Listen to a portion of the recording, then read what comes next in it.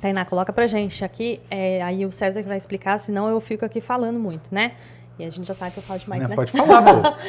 Mas eu quero que o César explique para vocês, então, o experimento da dupla fenda que quebra esse paradigma da forma da onda está atravessando uma fenda, tá? E de como o observador pode alterar. Então vamos lá. Isso é bem interessante, mas aí eu dou uns passinhos atrás. E aí, naturalmente, a gente chega neste fabuloso experimento que é muito cria-se uma grande mística em cima desse experimento. Bom, então temos dualidade onda-partícula para luz.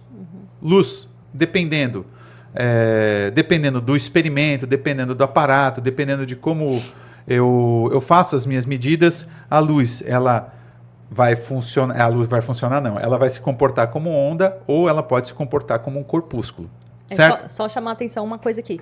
Não é que ela é bipolar, não, tá, gente? A luz é uma coisa só, mas é que o fenômeno que você vai estar observando e que vai ter relevância para o que você estiver fazendo pode ser melhor explicado com a descrição da onda ou com a descrição do fóton.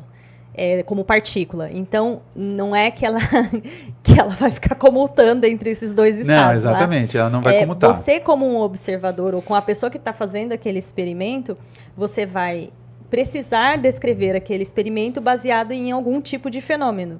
Então, em alguns momentos, o comportamento de onda é o que explica melhor, e em outros momentos, o comportamento de partícula é o que explica melhor. E aí é onde a gente entra na dupla fenda, que aí a gente vai entender, porque daí você começa a associar com o comportamento de onda ondulatória, que tem frequência, tem vale, tem amplitude, tem comprimento, tem intensidade. Aí a gente entra em propriedades de onda, que aí, quando a gente for falar de partículas, a gente vai para a propriedade de partícula. Mas aí então, vamos lá então. Como eu estava dizendo, então temos a dualidade onda-partícula para a luz. E aí, em 1925, todo mundo, não sei se vocês já ouviram falar, acho que já Broglie, já ouviram falar de de Broglie? Sim. De Broglie, ele na tese de doutorado dele, ele propõe uma coisa que ficou conhecida como ondas de matéria. Ondas de matéria, ou seja, o que ele mostra ali basicamente é o seguinte: se luz pode ter esse comportamento dual, partículas também devem poder ter este comportamento dual. Aí ele mostra ali uma equaçãozinha e tudo mais, e ganhou o prêmio Nobel por conta disso, inclusive, e vários físicos foram tentar, de fato, provar de que, por exemplo, um feixe de elétrons, que são partículas massivas, também poderiam se comportar como onda. O primeiro a fazer esse experimento, em 1927, foi o George Thomson, que é filho do Thomson, descobridor do elétron. Ele mostrou que um feixe de elétrons, quando passa por uma fenda muito, muito pequena, difrata. E isso é um efeito tipicamente ondulatório. Então, fica provado, sim, feixes de partícula também podem se comportar como ondas. Isso, beleza. Ok. Esse experimento da dupla fenda, agora sim, sabendo disso, voltemos aqui ao experimento da dupla fenda. Como eu já comentei com vocês, esse experimento ele data de 1801, Thomas Young mostrou com isso que luz, temos aqui uma fonte de luz, essa fonte de luz ela vai passar, portanto, por duas fendas. Como luz, ondas, vamos colocar dessa forma, ondas, ao passar por fendas, quando atravessam fendas, essas fendas elas agem como se fossem as próprias fontes de luz. Então elas passam a ser novas fontes daquela luz que estava sendo emitida antes do anteparo. Então vocês podem ver aqui, temos uma fonte de luz, essa luz vai atravessar essas duas fendas, a partir do outro lado ali, é como se fossem novas fontes pontuais de luz. Beleza? Beleza. Então, quando essa onda ela atravessa, ou essa luz ela atravessa, nós temos, portanto, duas possibilidades.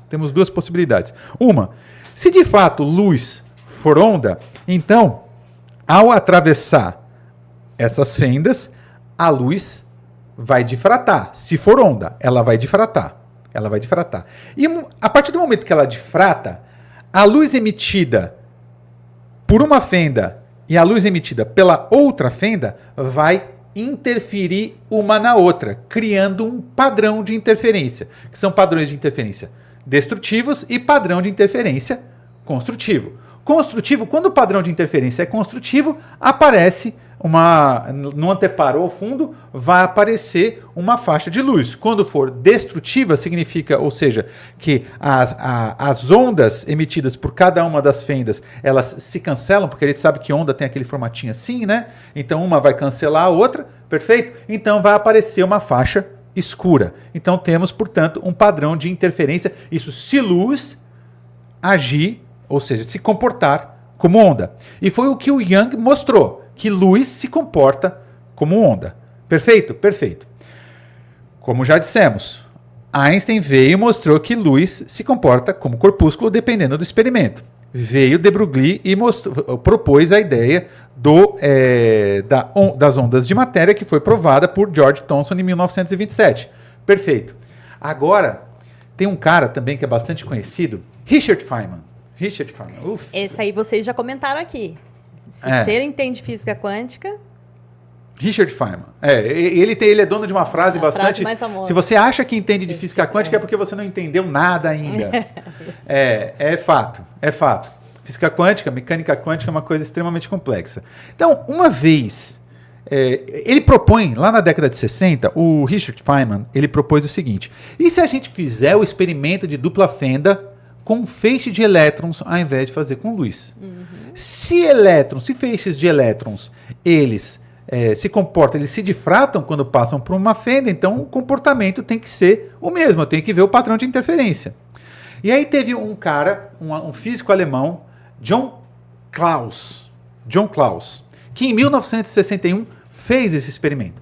Um experimento de uma complexidade gigante, porque elétrons, o comprimento de ondas de elétrons são muito pequenos.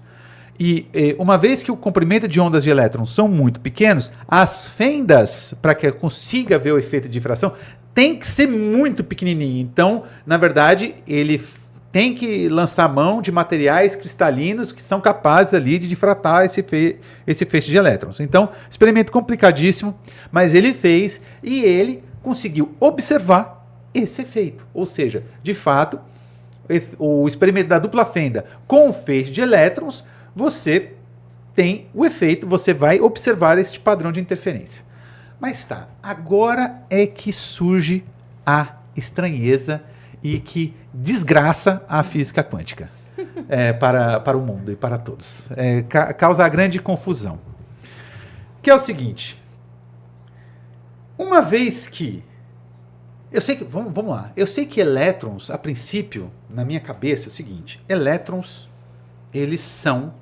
O que são elétrons? São partículas, certo? São partículas. Mas ali eles estão agindo como ondas. Que diabo de onda que é essa? Como que matéria pode agir como onda? Como assim? O que é isso? O que isso significa? Bom, para tudo ficar ainda mais complicado, se eu pego um detector de elétrons, tá? E eu coloco entre as duas fendas e o anteparo, eu vou detectar o elétron.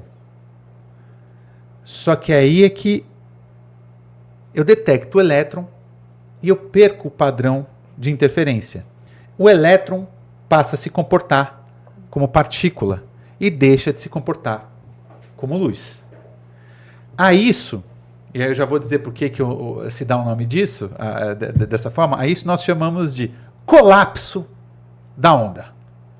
É uma desgraça. É difícil de entender, ninguém sabe entender isso direito ainda. Enfim. Mas, em cima disso, tem os nossos queridos coaches quânticos. Eu não vou... Tem uns caras que não ajudaram em nada.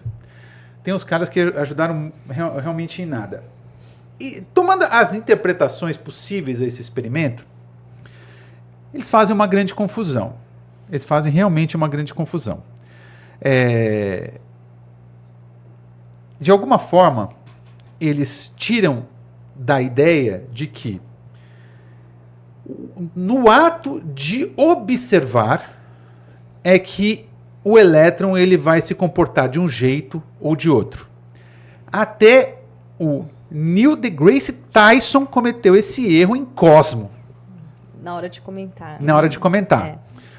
Então ele diz, quando você não está observando, o elétron ele vai se comportar como onda. Mas quando você olha, e ele usa esse termo, quando você olha, ele passa a se comportar como partícula, como se ele soubesse que estivesse sendo observado.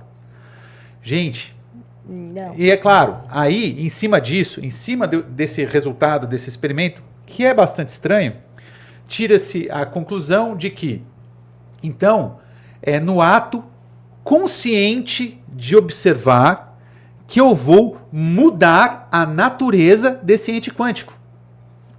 E, calma, não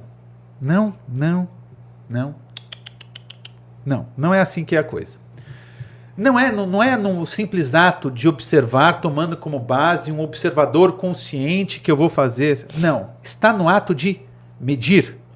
Medir é diferente de simplesmente observar. E por que medir? Tem muita gente que me questiona, você está falando bobagem? Medir e observar a mesma coisa? Não, é completamente diferente. É completamente diferente.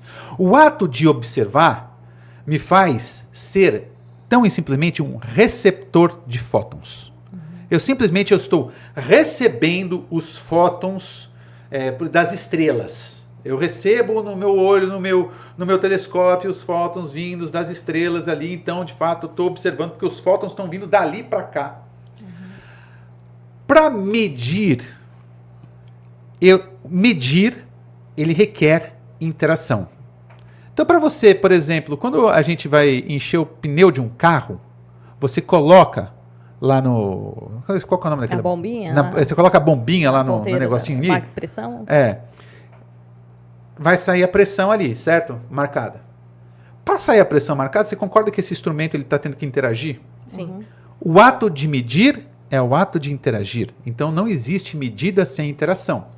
Quando a gente está falando de coisas em nível quântico, o ato de medir também vai exigir interação, porque é claro, eu estou falando de uma coisa quântica, eu não vou conseguir olhar, eu não vou conseguir observar. Para você observar, você precisa, para você ter qualquer noção do que está acontecendo ali, você precisa lançar um fóton para aquilo. Só que eu estou falando de uma coisa que é quântica. E qualquer fóton que eu lance sob o meu feixe de elétrons vai interferir completamente no sistema. Não tem jeito, não tem jeito. Então, no caso de um ente quântico tal qual este, nós estamos falando de medida, nós estamos falando de interação, e quando a gente interage,